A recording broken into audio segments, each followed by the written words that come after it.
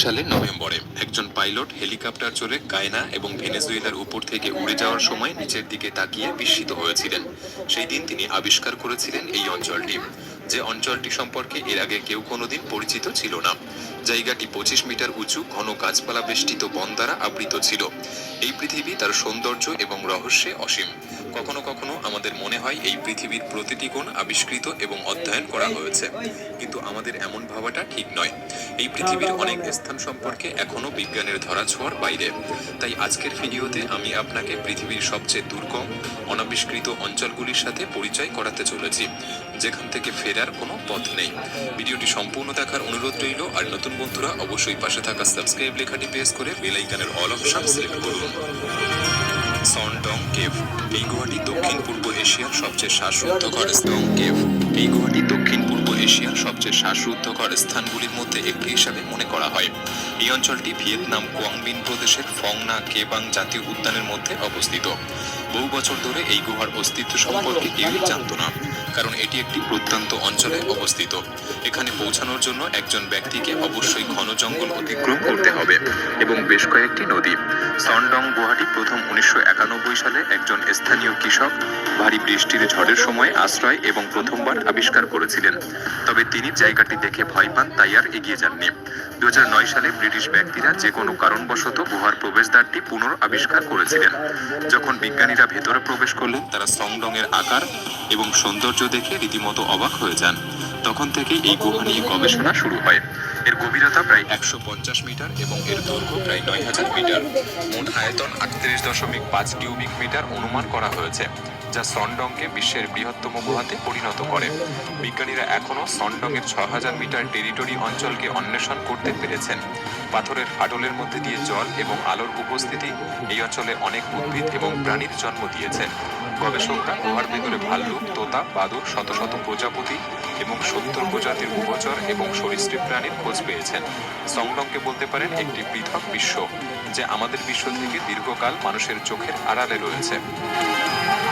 জাভারি valley. Amazon rain ফরেস্টের এই জাভারি valley একটি দুর্গম এবং অস্পর্শ অঞ্চল।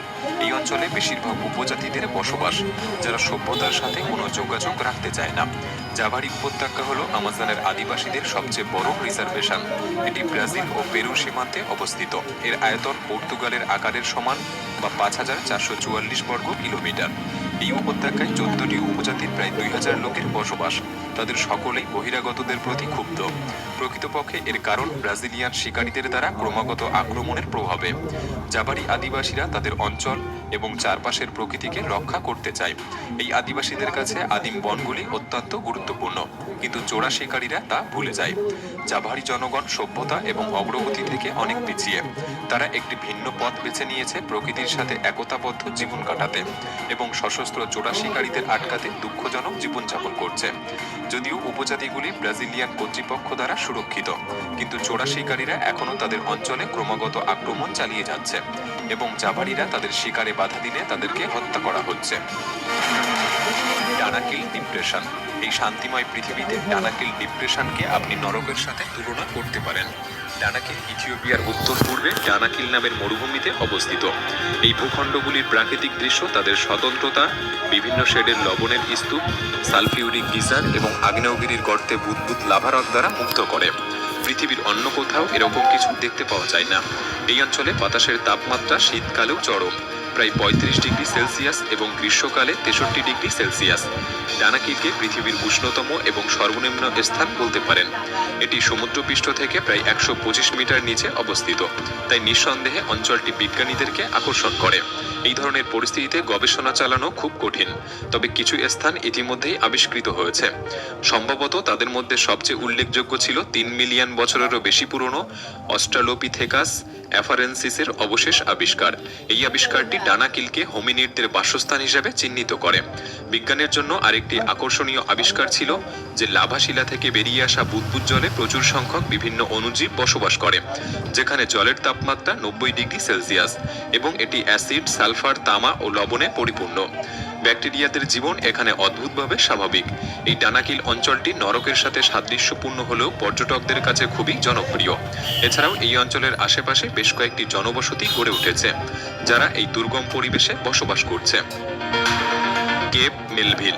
এই অঞ্চলটি অস্ট্রেলিয়ার কেপ ইয়ার্ক উপদ্বীপের পূর্ব উপকূলে অবস্থিত।